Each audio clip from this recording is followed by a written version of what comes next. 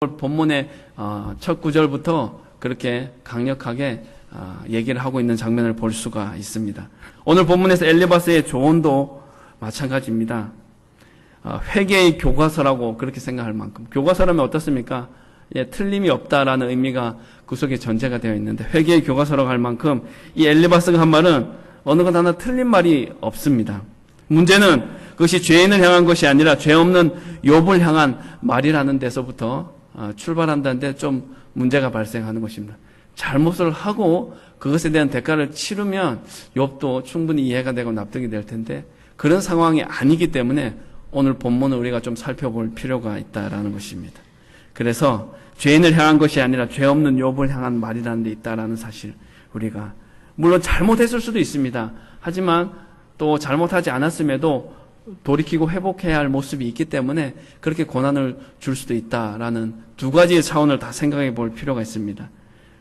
그래서 이 오늘 본문에 먼저 욥기 자체의 문맥, 오늘 본문 안에서 보면 욥을 향한 이 엘리바스, 친구 엘리바스의 섣부른 판단에서, 잘못하지 않았는데 섣불리 판단해서 욥을 죄인처럼 만들어가는 것처럼 이렇게 볼 수도 있습니다. 또 다른 모습은 하나님 앞에 잘못을 했던 그렇지 않던 우리는 원래 죄인이다라는 사실을 고백하며 나아가는 모습.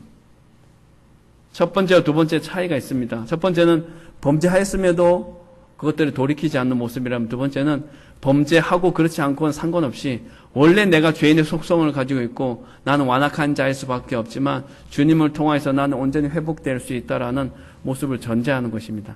그런 차원을 우리가 염두에 두고 오늘 말씀을 함께 살펴보려고 합니다. 첫 번째로 살펴볼 것은 바로 회개입니다. 회개. 엘리바스는 욥에게 세 가지의 당부를 합니다. 오늘 말씀을 한번 보실까요?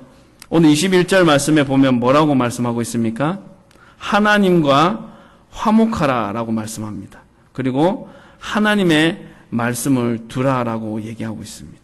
그리고 전능자에게 돌아가라. 그것이 바로 21절, 22절, 23절에서 이렇게 연달아 얘기하고 있는 큰 세 가지의 모습입니다.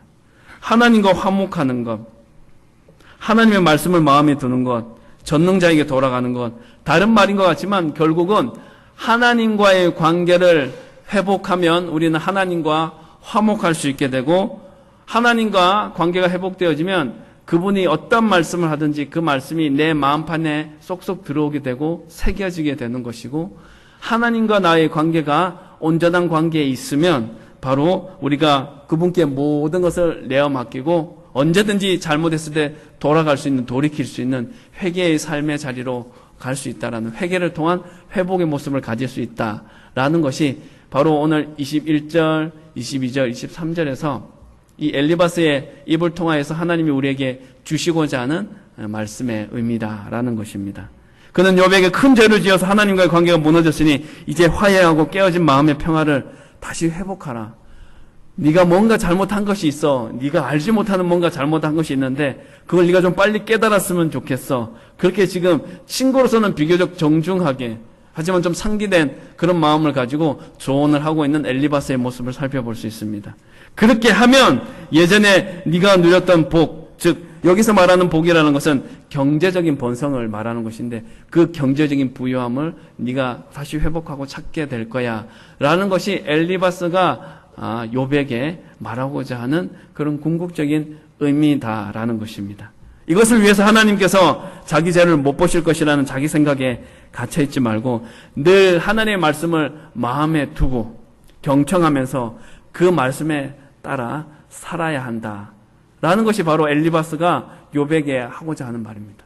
그런데 좀 이상하지 않습니까? 욥은 우리가 아는 것처럼 욥기 1장을 돌아가서 나중에 보시면 하나님 보시기에 완벽한 사람이랬습니다. 내가 보장하고 내가 장담하는, 하나님이 보증수표로 내세우는 사람이 욥이었는데 그런 그를 사단의 그 시험을 허락하고 그렇게 연단과 시련을 준 것, 그랬는데 오늘 제가 얘기하는 것은 전혀 그런 것과 좀 상반된 그런 내용으로 제가 얘기하는 것처럼 그렇게 말씀드려서 좀 혼란이 오실 수도 있을 것입니다. 중요한 것은 혼란이 올 수도 있지만 우리가 한 가지 이 시간 붙들어야 할 것은 하나님을 떠나지 않는 자의 모습에 서는 것이 늘 우리가 놓치지 않아야만 할 우리의 삶의 자리, 우리의 삶의 모습이라는 것입니다. 내가 어떤 순간에도 하나님 곁을 떠나지 않고 늘 흔들리지 않는, 요동하지 않는 믿음의 모습을 가지고 그분을 바라보고, 내가 넘어졌을 때, 내가 잘못된 길로 나아갔을 때 다시 돌이킬 수 있는 그런 믿음의 역동력이 내 속에 얼마나 있는지를 한번 살펴보아야 한다라는 것입니다. 무엇보다도 악인들의 길에서 돌이켜 불의를 멀리하고 하나님께로 돌아가라고 촉구하는 그런 메시지가 이 속에는 포함이 되어져 있습니다. 그러면 하나님께서 다시 욥과 욥의 가정을 지으실 것이다, 이렇게 얘기합니다. 예전처럼 건강도 회복시켜주고 재산도 회복시켜줄 것이다 라는 것입니다. 우리가 또 여기서 한번 생각해 볼 것, 우리는 우리가 생각할 때 복을 많이 받아들였다, 저 가정은 하나님이 복과 은혜를 베풀어 주셨어 라는 것의 대부분의 기준을 경제적인 부분들, 자녀들에 대한 부분들로 한정할 경우가 참 많이 있습니다. 그런데 그런 차원을 뛰어넘을 수 있어야 한다라는 것입니다. 복이라는 개념은 우리가 생각하는 것보다 훨씬 더 넓은 팔복, 그 외에도 우리가 생각하지 못하고 우리가 놓치고 있는 그런 많은 복의 형태들이 있다라는 사실입니다. 고난 이후에 받는 것도 분명한 것은 복이라는 것입니다. 나에게 보여지는, 현상적으로 보여지지 않는 자들도, 물질적으로 충족되지 않는다 할지라도 그것이 나의 마음적 심리적인 안정감과 마음의 충만함을 경험할 수 있다면 그것도 또 다른 형태의 복이 될 수가 있다라는 것입니다. 오늘 본문의 욥의 문제는 하나님보다 재물을 더 마음에 둔 것이라고 이 엘리바스라는 친구는 얘기합니다. 다른 게 아니라 네가 잘못한 건 하나님보다도, 네가 하나님을 경외한다라고 하지만 하나님보다도 재물을 더 우선순위에 두지 않았어? 그렇기 때문에 네가 이렇게 고난을 받는 거야. 그래서 넌 돌이켜야 되는 거야. 이것이 바로 엘리바스 친구의 욥에 대한 생각이고 표현인 것입니다. 그래서 하나님이 고난을 주셨고 사단의 시험을 그렇게 용인했고, 그래서 결국은 모르긴 몰라도 네가 부유했을 때 가난한 자들을 좀 압제하고 그들의 재산을 좀 그렇게 좀 착취한 적도 있지 않았을까? 이렇게 친구는 그렇게 어느 정도 상상을 하고 있는 것입니다. 뭔가 잘못한 것이 있기 때문에, 뭔가 부유한 자로서 가난한 자를 살피고 돌보는 책임을 다하지 않았다라는 부분들을 어느 정도 가지고 있었기 때문에 엘리바스는 욥에게 이런 말을 할 수가 있었던 것입니다. 엘리바스는 욥을 완벽한 죄인으로 전제하고 있습니다. 그리고 마음과 실천을 통하여서 철저한 회개를 할 것을 이 욥에게 요구하고 있다라는 사실이 오늘 본문에서 우리에게 말씀해주고 있고, 또 욥에게 말씀하는 또 엘리바스를 통한 하나님의 메시지라 할 수 있습니다. 제가 두 분의 사람들을 한번 소개하려고 합니다. 먼저 첫 번째 사람을 소개하자면 위대한 설교가였던 영국의 조지 위필드라는 분. 이분은 지금으로도 딱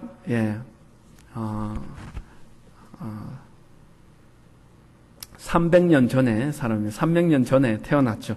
1714년에 12월 달에 영국에서 태어났는데, 어린 시절 이 조지 위필드는 깊은 감동을 받은 적이 있었다고 합니다. 근데 그가 처음부터 목사가 되고자 하는 꿈을 가지거나 그의 믿음이나 그의 자질이 뛰어났던 것은 아니라고 합니다. 그가 16살이 되었을 때 자신에 대해서 조지 위필드가 이런 고백을 했다고 합니다. 16세가 되자 저는 일주일에 2번씩 금식을 하기 시작했습니다. 그리고 매일 몇 번씩 기도를 했는데 거의 일주일에 36시간 정도 기도를 했습니다. 매주일 성찬에도 참석했습니다. 저는 사순절에 40일 동안 금식한 결과가 거의 죽을 지경에까지 이르게 되었습니다. 그 기간 동안 저는 공적 예배에는 하루에 3번 정도 참석했고 개인적으로는 하루에 7번씩 기도했습니다. 그러나 저는 이 모든 것에도 불구하고 새롭게 태어나야 한다는 사실, 즉 주 안에서 새로운 피조물이 되어야 한다는 사실을 깨닫지 못하고 있었습니다. 하지만 그때 저는 하나님의 은총으로 찰스 웨슬리가 보낸 책 한 권을 받게 되었는데 그 책 속에서 저는 제가 다시 태어나지 않으면 지옥에 떨어질 것이라는 사실을 알게 되었습니다. 라고 고백했다라는 것입니다. 나름대로 신앙적인 열심을 가졌다는 것입니다. 여러분, 일주일에 하루에 3번 예배를 드리고, 그리고 하루에 7번씩, 일주일에 3번씩 예배를 드리고 하루에 7번씩 기도를 드린다는 게 말처럼 참 쉽지 않습니다. 어려운 것입니다. 그렇게 했음에도 불구하고, 어찌 보면 인간적으로 노력했음에도 불구하고 그것으로는 부족하다는 것입니다. 주 안에서 거듭나지 않으면 그런 모든 노력과 수고가 헛되고 의미가 없다라는 것을 조지 위필드는 비로소 그 어떤 한 책을 통해서 경험하고 알게 되었다라는 것입니다. 그래서 그는 그렇게 변화되고 난 이후에 이 조지 위필드 목사님은 여러분들은 반드시 거듭나야 합니다라는 그런 말씀의 제목을 가지고 그렇게 설교를 아주 많이 했다고 합니다. 그래서 신분이 높은 사람부터 서민에 이르기까지 각계각층의 청중들에게 계속해서 여러분, 우리의 노력도 중요하지만 우리가 주 안에서 반드시 거듭나는 모습이 필요합니다. 주 안에 있기를 사모하고 거듭나기를 사모해야 합니다. 라는 분을 계속 반복적으로 지지시켰다고 합니다. 설교의 효과는 매우 커서 수많은 관중들이, 청중들이 설교를 듣고 눈물바다를 이루기가 일쑤였습니다. 집회를 할 때마다 조지 위필드의 그 메시지에 그들의 청중들의 마음이 뜨거워졌고 눈물바다가 이루어지게 됐고 그들의 마음까지 변화되어진 놀라운 역사가 나타났습니다. 그래서 이 조지 위필드 목사님은 많은 청중들에게 이런 질문을 했다고 합니다. 여러분들이 여러분 자신들을 위해서 회개의 눈물을 흘리지 않는데 어떻게 내가 회개의 눈물을 흘릴 수 있겠습니까? 라고 하면서 자신도 울고 또 청중도 함께 울며 이렇게 통해 자복하는 놀라운 변화의 역사가 나타났다라는 것입니다. 그리고 시간이 지나 어느 날 밤 조지 위필드는 설교를 끝내고 집회를 마친 다음 자신의 처제에 들어가서 스스로에게 이런 질문을 던져보았다고 합니다. 나는 다른 사람들에게 회개를 하라고 설교를 했는데 그러나 내 자신은 어떠한가? 나는 어떤 회개를 했는가? 만일 했다면 어디에서 회개를 했는가? 그리고 언제 어떻게 나는 회개하는 삶의 모습들과 고백을 가졌는가? 이렇게 스스로를 질문해보며 또 영적으로 채찍질하는 시간들을 가졌다라고 합니다. 또 한 사람 회개와 관련된 인물을 소개하려고 합니다. 우리나라 목사님인데 김재준 목사님이라고 있습니다. 이 목사님은 믿음의 사람들에게 회개와 관련된 여러 가지 의미 있는 글들을 남겼는데 그 중에 하나를 여러분들이 소개하려고 합니다. 회개한다는 것은 생활의 중심이 자기에게서 떠나 하나님께로 옮겼다는 말입니다. 내가 산 것이 아니라 그리스도가 내 안에 살아 계시다는 것을 그대로 생활 전체에 나타내는 것입니다. 우리가 자기를 비우고 하나님께 완전하게 복종하려고 작정하는 순간 우리에게는 새 생명이 솟아 올라옵니다. 죽음이 이김에 삼킨 바 되는 것입니다. 이 불사의 체험을 가진 생명, 운동의 용사는 굴러다니는 불덩이처럼 가는 곳마다 불을 일으킵니다. 그는 불평하지 않습니다. 불평을 운운할 사이가 없습니다. 피폐한 곳이 있으면 손수와 함께합니다. 어두우면 불 노릇을 합니다. 그는 가루에 섞인 누룩처럼 그의 환경을 고칩니다. 환경을 지배합니다. 그는 무엇입니까? 그는 바로 여기서 말하는 그는 바로 회개를 말하는 것입니다. 회개가 이런 역할을 한다는 것입니다.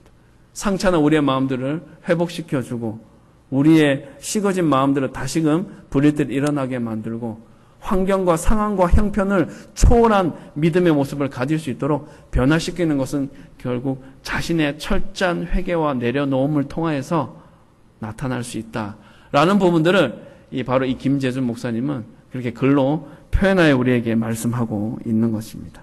가루에 섞인 누룩처럼 바로 우리가 달라지고 우리가 변화되기를 사모하고 노력하지 않으면 변화나 회개와 회복의 역사는 온전히 일어날 수 없다라는 것을 우리에게 잘 보여주고 있다라고 할 수 있습니다.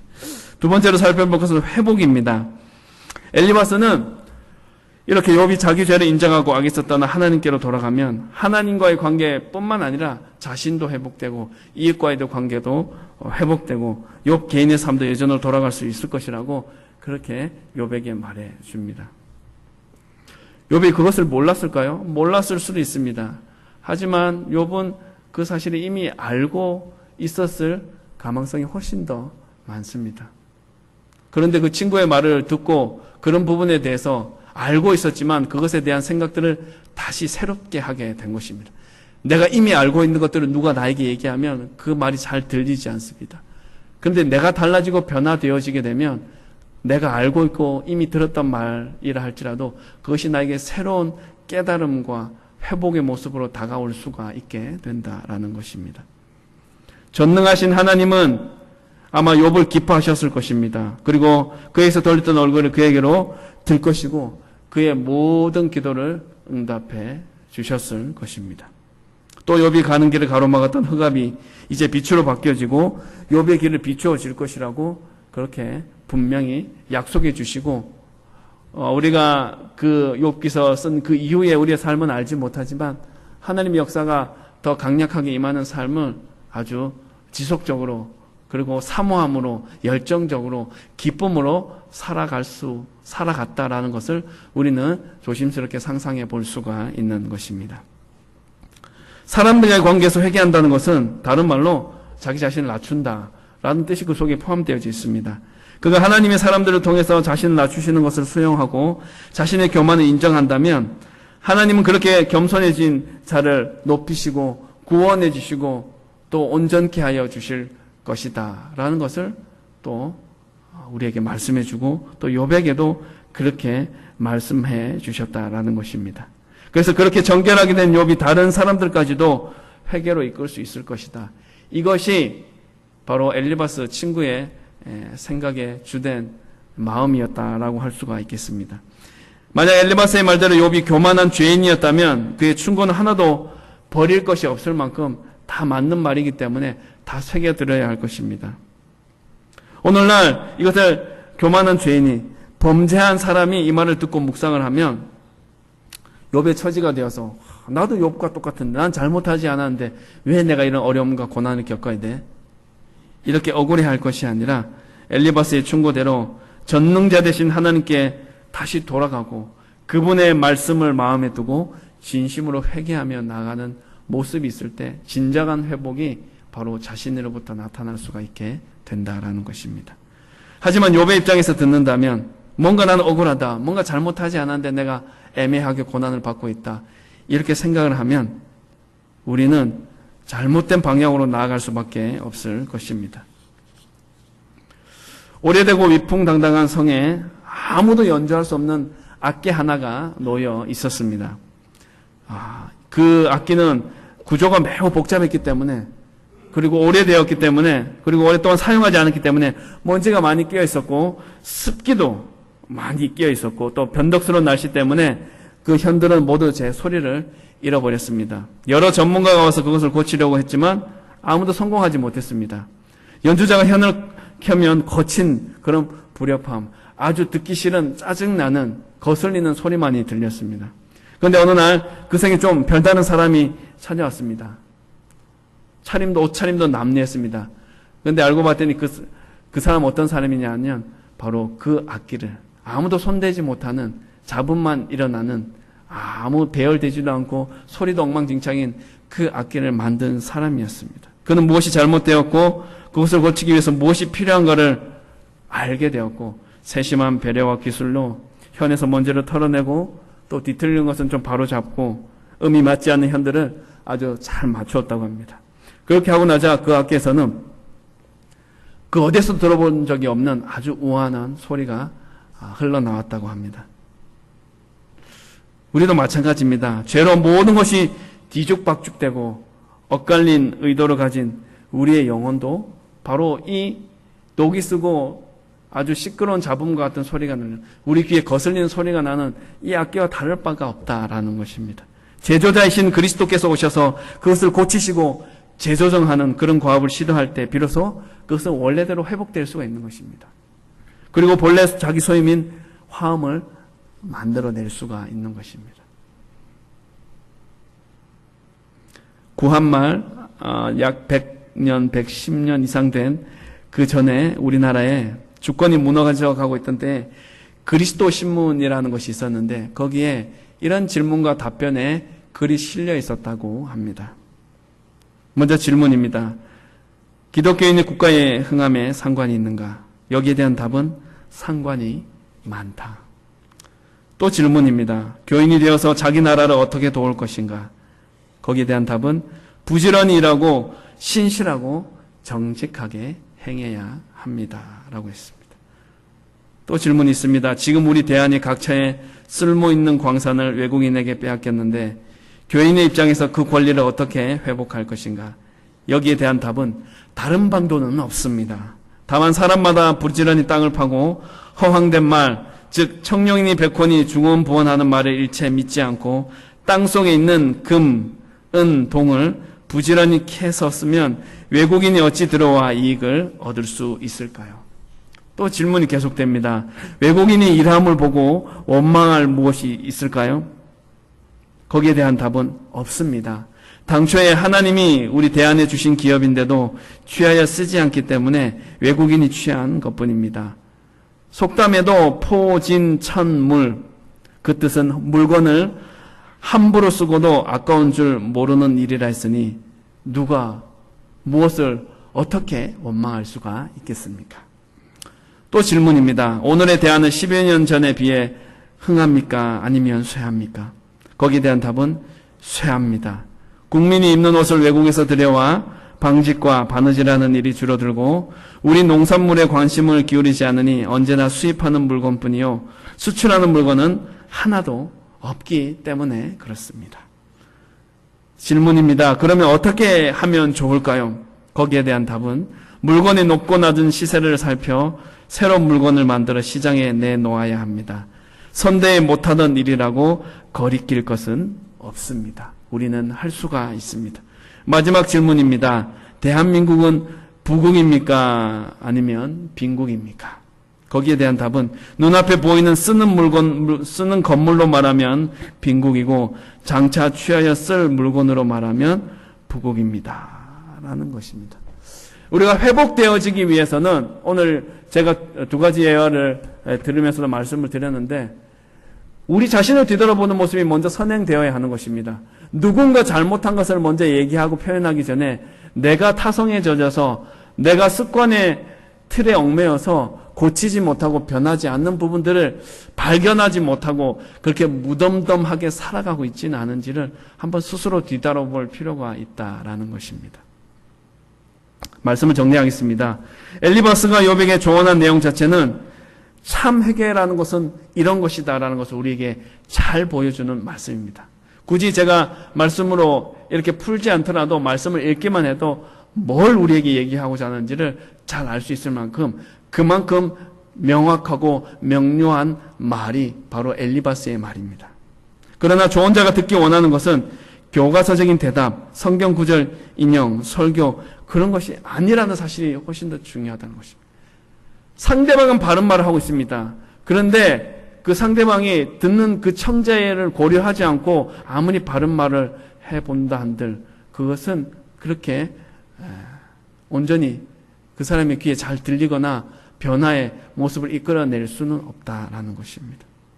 상대방의 진술이나 상황을 진심으로 듣고 불쌍히 여기지도 않은 채 우리의 치우친 관념, 우리의 주관적인 판단을 기초로 그렇게 조언을 할 때 그 조언은 그 말은 더 이상 위로가 되지 않습니다. 더 이상 치료되지 않습니다. 오히려 상대방에게 더 큰 상처를 안겨다 줄 수도 있다라는 것입니다.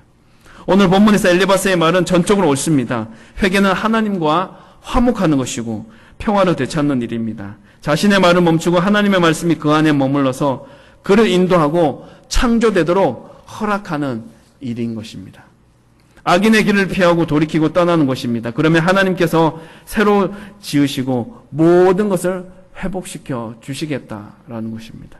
하나님 앞에서 자신을 낮춘 사람은 사람들 앞에서도 낮출 수 있어야 하고 낮춰야만 한다라는 것입니다. 하나님께서 그를 일으키시면 그 역시 다른 죄인들을 하나님의 용서와 구원을 받는 길로 이끌 수 있기 때문에 그런 것입니다.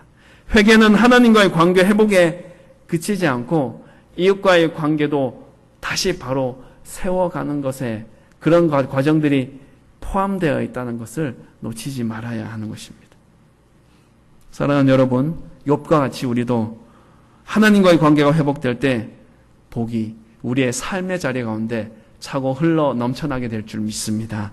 영적인 삶에도 변화가 생겨나게 될 줄 믿습니다. 하나님께 더욱 구하고 응답받는 일들에 힘쓰는 삶을 살아갈 수 있게 될 것입니다. 또한 다른 사람들과의 관계에도 변화가 생기고 심지어 그들을 도와 하나님의 구원의 은혜가 임할 수 있도록 옳은 길로 인도하는 일들을 기쁨으로 감당해 나갈 수가 있도록 저와 여러분들을 그렇게 탁월하게 사용하여 주신다는 것입니다. 이러한 회개와 회복의 역사를 통하여 살아 역사하시는 주님의 손길만을 의지하는 귀하고 복된 삶을 지속적으로 살아갈 수 있기를 주님의 이름으로 권면하며 부탁드립니다.